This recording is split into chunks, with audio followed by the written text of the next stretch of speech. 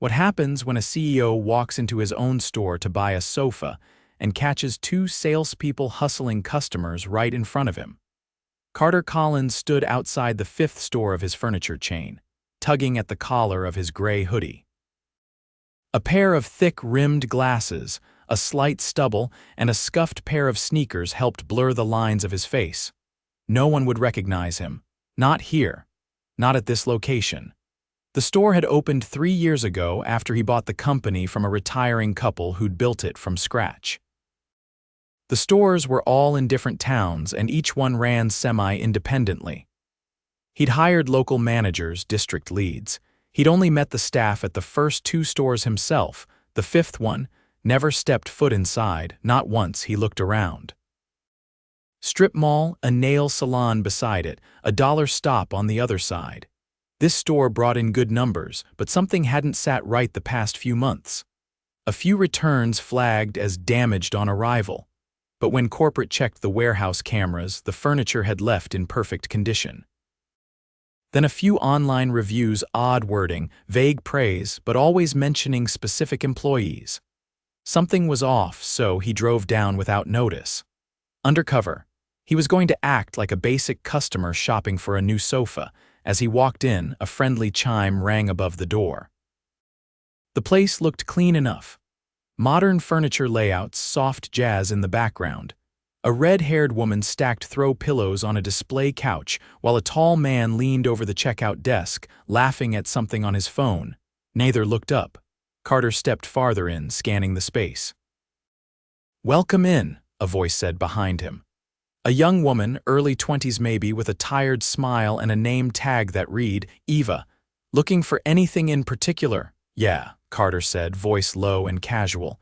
"Thinking about a sofa. Something that'd fit in a small apartment living room." "All right," she nodded. "You want something more modern or classic, leather or fabric?" Before Carter could answer, the tall man at the front desk cut in. "Hey, Eva, I got this one." Eva hesitated. Seriously. "Go help that lady in Section C. She's got like a million questions." Eva gave Carter a quick apologetic glance, then walked off. The man turned to Carter with a wide grin. "Name's Bryce. You're in luck, man. We just got some exclusive inventory in." "Follow me." Bryce walked fast, almost like he didn't want Carter to look around too much. He led him past the main showroom to a back corner with a few leather sectionals. "These are our imports, stuff you won't find online," Bryce said. Carter frowned. The tags were handwritten, no SKU. "No brand. These aren't in the catalog." "Nah, special order, fell off a truck." "Kidding," he laughed, but didn't look like he was. "Right," Carter said slowly. "What about that one?" He pointed at a gray L-shaped sectional. "Great choice.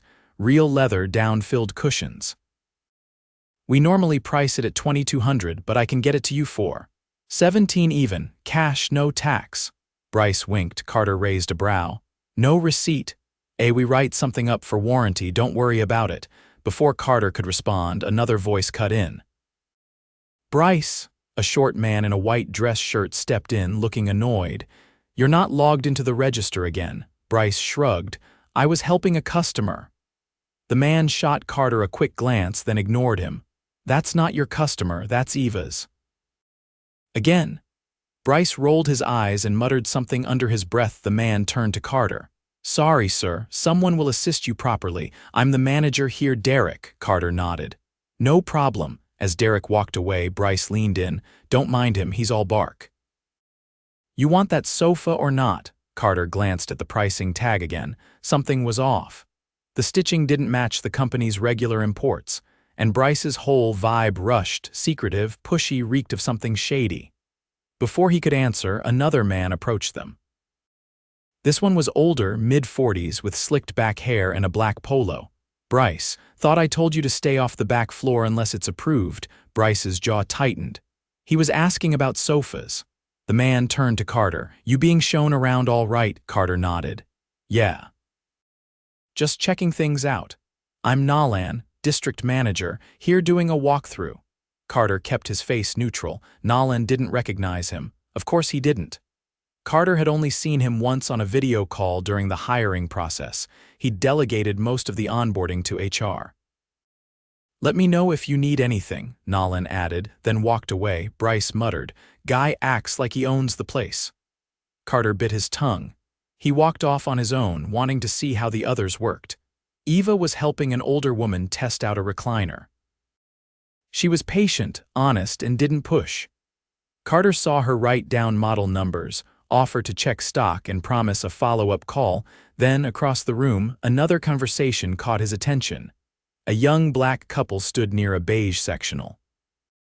A tall brunette woman, her name tag reads Shayna, was speaking to them. "Yeah, that one's a bit out of your range," Shayna said, voice flat. "We were just asking about the price," the woman replied. "I'm saying it's the top-tier line. Maybe check out the clearance section by the bathroom." The couple exchanged a look. Carter watched from a distance as Shayna walked away without another word. He approached the couple. "Hey, sorry, I couldn't help overhearing. You guys need help?" The man looked wary. "We were just asking about that couch, but it's fine." Carter looked at the tag. It was mid-priced, definitely not top-tier. He glanced around, found Eva, and waved her over. "Eva," he said, "can you help these folks out? They had questions about this sectional." Eva smiled warmly. "Of course. I'll walk you through the options. That one's definitely in your price range." Carter thanked her, then stepped away. His chest burned. Shayna had dismissed them flat out. No effort, no explanation, just assumptions. Between Bryce's shady pitch and Shayna's attitude, he'd seen enough for today. He walked to the front counter. Derek was there, typing something. "Hey, can I buy that gray sectional, the one Bryce showed me?" Derek blinked. Yeah, want me to ring it up?" "No, I want Bryce to." Derek hesitated, then called him over. Bryce swaggered up. "You made the right call, man. Let's do this." He started tapping on the register, but Carter stopped him. "I want a printed receipt, and I'm paying with a card." Bryce froze. "Card?" "Yeah, unless that's a problem." Derek raised an eyebrow. "Wait. Bryce, why would that be a problem?" Carter folded his arms, watching them both. Bryce's mouth opened, then closed. Carter's tone dropped. "Print the receipt." Derek stepped in. "Bryce, go to the back, now." Carter turned to Derek. "Actually, I want to talk to you." "In your office." Derek looked confused but nodded. "Sure, follow me." As they walked, Carter took off his glasses, then the hoodie. Derek turned around, stopped dead. "Wait, no way." Carter held out his hand. "Carter Collins, I own this company." Derek's face went pale. "Oh my God. Let's talk." Derek shut the office door behind them, his breath catching somewhere between his chest and throat. The room was small, barely enough space for the desk, 2 chairs, and a filing cabinet shoved against the wall. A faint buzzing came from the overhead light, flickering slightly. Carter took the chair opposite Derek's and waited. "So," Carter said, leaning forward, "how long has this been going on?" Derek opened his mouth, then closed it again. The color hadn't returned to his face. "I didn't know, I swear.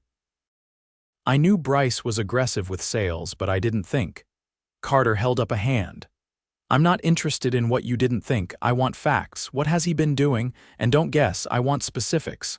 Derek looked down at his hands. "He's been pushing cash sales more often lately. He says it's to hit his goals, but I didn't think he was skimming. I mean, I don't know if he is.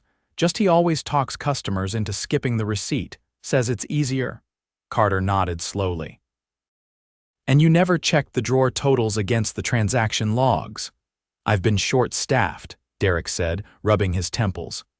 "Eva's part-time. Shayna barely gives me a full shift. Bryce is the only one who volunteers for overtime, and most weeks I'm stuck covering the warehouse myself. I'm usually too buried to dig into register discrepancies." Carter tapped the desk lightly. "You're the manager, short-staffed or not, it's your job to know when money walks out the door." Derek looked up. "I understand." "No, I don't think you do," Carter said. "I came in today looking for signs of a breakdown. I expected maybe poor customer service, maybe disorganized stock. What I saw was a guy selling off undocumented inventory, a floor manager brushing off customers based on assumptions, and a culture that doesn't blink when someone hijacks another associate's sale. That's not stress. That's rot." Derek swallowed hard. "I didn't realize it had gotten that bad." You didn't realize because you're not watching. You're managing minute to minute, not the system. That's how people like Bryce get the space to operate. Derek nodded, slower this time. What do you want me to do? I want you to show me everything, Carter said. Inventory logs, sales reports, shift schedules for the past 3 months, and I want to talk to Eva. Derek stood, already moving to the filing cabinet. I'll pull the reports. When Carter stepped out of the office, the store floor had quieted. The couple who'd been brushed off earlier were gone. Eva stood by the cleaning station, wiping down the arms of a display recliner. Her expression was focused, not hurried, a quiet kind of diligence. He approached her without the disguise now, and she blinked in confusion for a moment before recognition clicked into place. Your weight. You're the, yeah, Carter said. Can we talk? She nodded, unsure, and followed him to the corner of the store near the clearance section. A few feet away, Bryce was hunched behind the register, pretending to scroll through the system. His posture was tight now, defensive.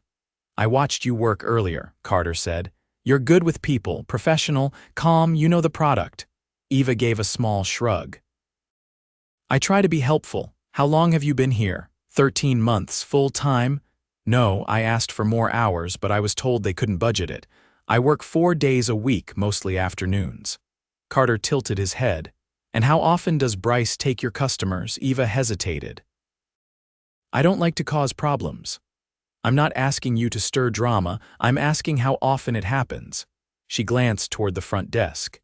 If I hesitate too long with a greeting, or if I'm helping someone and another person walks in, he'll intercept them, even if I'm halfway across the floor.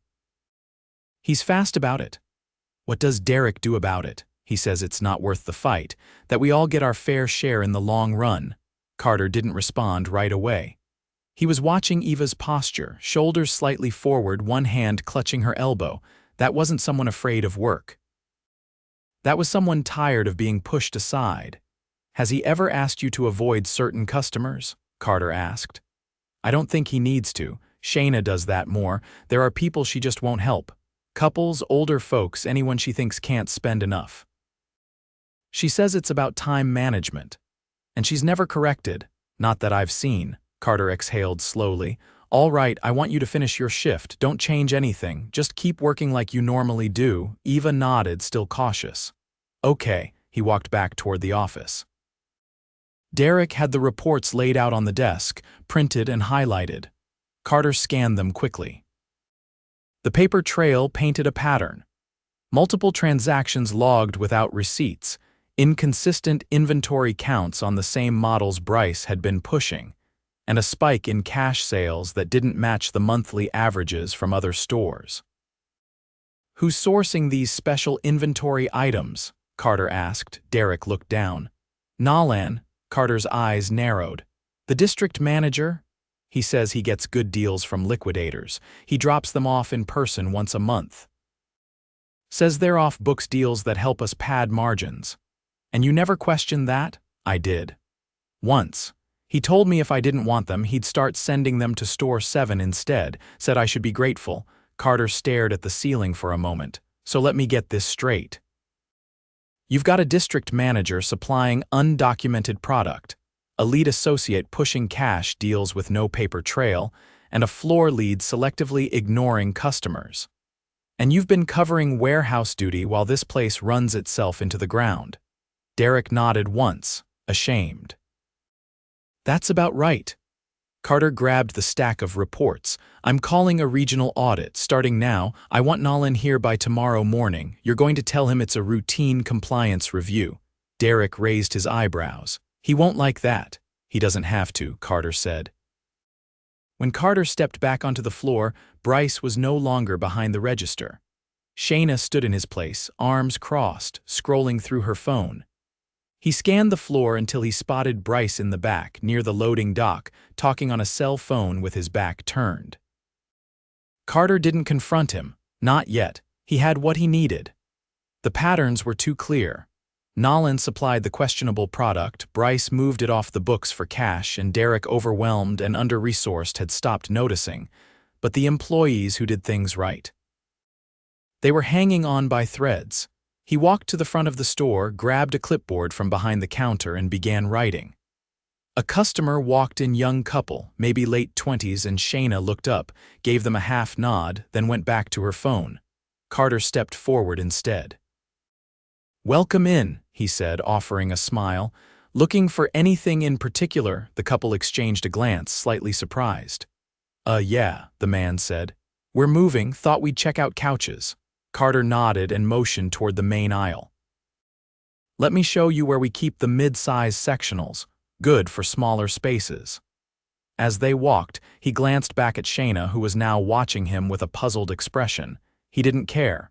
He wasn't here to be recognized. He was here to see exactly how far things had drifted. And now that he had, there was no turning away. Carter stood in the back office the next morning, arms folded across his chest as the regional audit team unpacked boxes of sealed envelopes and compliance checklists. The air felt different now, tighter, tenser. Derek sat at the desk, quiet, eyes locked on the screen in front of him. He hadn't said much since Carter's return that morning, but the message had been clear. It was time to face what he'd let slide. At precisely 9:15, Nolan walked in through the employee entrance. His polo was crisp, his expression unreadable. He scanned the room, eyes landing on Carter. "You called this?" he asked. Carter nodded once. "Sit down." Nolan didn't move. "We usually go through corporate for audits." "I own corporate," Carter said. "Sit." Nolan held his gaze for a moment longer, then pulled the chair back and eased into it. Carter waited until the room was still. Then he spoke, calmly. "I've reviewed 3 months of transactions, inventory logs, and shift reports. I've interviewed staff. I've seen the undocumented merchandise, the altered pricing, and the inconsistent drawer reconciliations. I know where it's coming from, and I know how it's being sold." Nolan's jaw moved slightly, as if working through a reply, but no words came out. "You've been delivering product that's never seen our central warehouse," Carter continued. "It bypasses intake, skips SKU registration, and shows up here with no tracking, and you've allowed it to be sold for cash off the books." Nolan finally responded, his voice even. "It was extra inventory. Overstock from a sister supplier. I was trying to improve margins. You didn't disclose any of it." "I didn't think I had to." "You did," Carter cut in. "You're not a buyer, you're a district manager, you don't touch product." Nolan leaned back slightly. "I thought I was doing the company a favor." Carter shook his head. "You weren't. You were creating a second stream of inventory that couldn't be reconciled, enabling theft and compromising our sales data. And you were doing it quietly enough that no one caught on until now." Nolan went silent, his fingers tracing the edge of the desk. "I'm terminating your contract," Carter said. "Effective immediately, you'll be escorted out by our audit lead. We'll contact you if we need further information." Nolan stood slowly, no protest, no argument, just a glance at Derek that lasted a second too long. As the audit team led him out, Carter turned to Derek. "I should fire you too." Derek didn't speak. "But I won't," Carter said. "Not yet." Derek looked up. "You're going to fix this store. You're going to rebuild your floor team, re-establish trust, and restore the sales process. And you're going to do it under direct oversight. That means weekly reporting to me, not corporate. You've got 6 weeks to prove you're capable of running this place." Derek nodded once, slowly. "Understood." Carter stepped out of the office and walked toward the sales floor. The energy had shifted. No one was laughing behind the register. No music played. The staff moved with caution, unsure of what would come next. He found Eva near the lighting section, restocking bulbs onto a display rack. "Can I talk to you?" he asked. She set the box down and followed him toward the back hallway. They stopped near the breakroom door. "I need someone to step up," Carter said. "Someone I can trust to help retrain the floor team, someone who understands how a customer should be treated." Eva hesitated. "You're asking me?" "I am. It's not a promotion yet, but it's a leadership track. You'd get more hours, oversight responsibilities, and direct input on how we rebuild the front-end process." She looked uncertain. "I've never managed anyone." You don't have to manage them, Carter said. Just model the behavior we want. We'll train you on the rest. Eva nodded slowly. Okay. I'll do it. Carter offered a small nod. Good, you start today. He left her at the hallway and stepped toward the front again. Bryce was there, leaning against a shelving unit, arms crossed. He watched Carter approach but didn't move. You know why I'm here, Carter said. Bryce shrugged slightly. Not my fault Nolan brought in stock. You were selling it under the table, customers were happy, I gave them deals. You were stealing, Carter said, his voice sharp now, and you were undermining your team while you did it. Bryce's jaw tightened. Everyone's just mad I made more commission. You made money off skimming, that's not commission, that's theft. Bryce didn't answer. You're done here, Carter said. Your final check will be adjusted for what you owe this store. If legal action becomes necessary, we'll pursue it. Bryce let out a shallow breath and walked past him without another word. Carter watched him go, then turned back toward the sales floor. Shayna stood near the entryway, her arms folded, watching everything. She didn't look confused. She looked cautious, guarded. He walked over. You heard what happened, he said. She nodded slowly. Yeah. I watched you turn away 2 customers yesterday, no effort, no questions, just dismissal. Her gaze didn't shift. They weren't going to buy anything. You don't know that. I've been working retail long enough to know the signs. Carter stepped closer, voice flat. Then you've been working it wrong. We don't guess who's worth our time, we serve everyone. Shayna didn't speak. You've got 2 options, he continued. You can adjust your approach or you can find another job. She looked away for a second, then back. I'll adjust. You'll do more than that. You'll shadow Eva for the next 2 weeks. She'll lead your floor training, you'll take notes. You'll report to her. Understood. Shayna's jaw clenched, but she nodded. Carter walked away without waiting for anything more. The rest of the day moved slowly. The audit team reviewed inventory tags. Boxes were opened, checked, logged, and resealed. Customers came and went, and for the first time in a while they were greeted properly. Eva stood near the entrance most of the afternoon, guiding guests toward products, answering questions, and pacing her responses with care.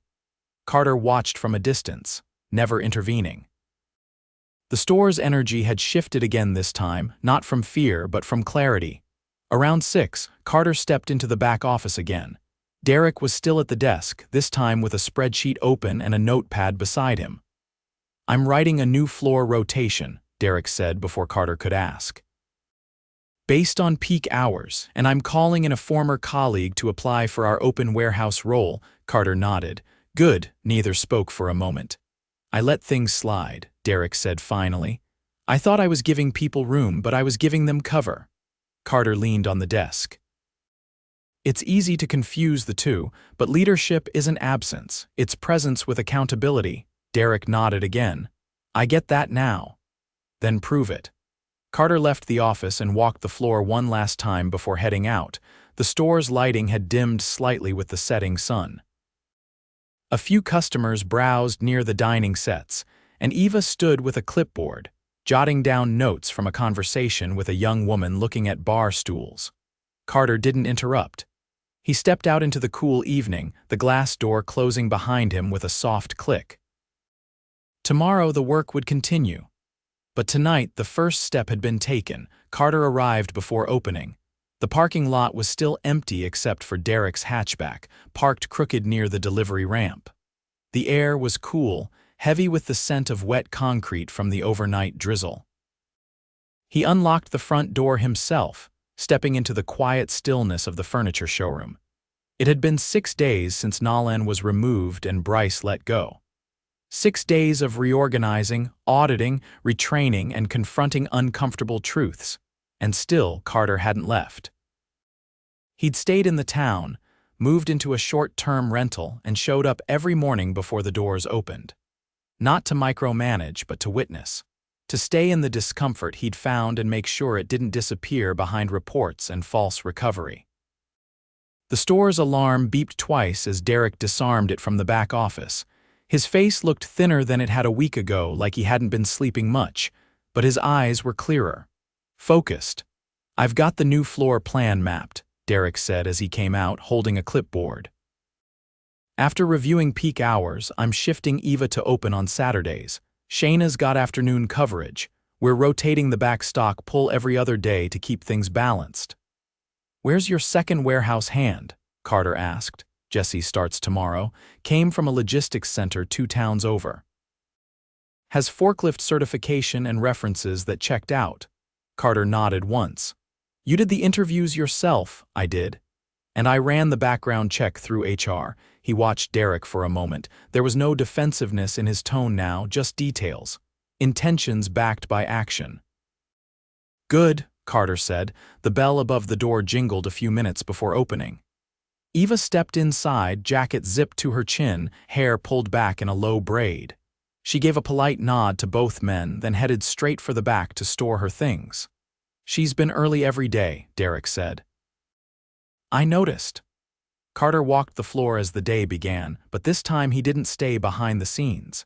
He stood beside Eva as she opened the register, walked the floor with Shayna as she reviewed the revised signage, and joined Derek in the warehouse to check the weekend deliveries. He didn't direct. He asked questions. When Eva adjusted the angle of a showroom bed frame, he asked why. She explained how customers tended to miss the headboard detailing unless it was angled toward the aisle.